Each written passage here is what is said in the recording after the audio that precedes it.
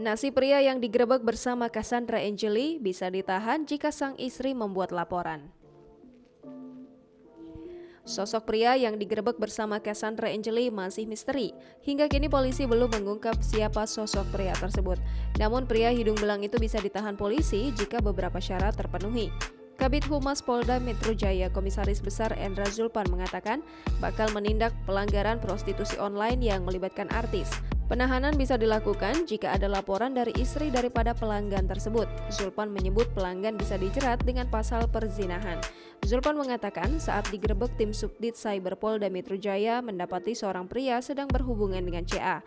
Meski begitu, polisi tidak bisa menjerat pelanggan tersebut sebagai tersangka karena pasal perzinahan terhadap konsumen Cassandra masuk dalam ranah delik aduan. Cassandra Angeli ditangkap polisi di Hotel Ascot, Jakarta Pusat pada Rabu 29 Desember 2021. Saat itu dirinya tengah berada di dalam kamar hotel bersama seorang pria. Jangan lupa subscribe, share, komen, dan like ya!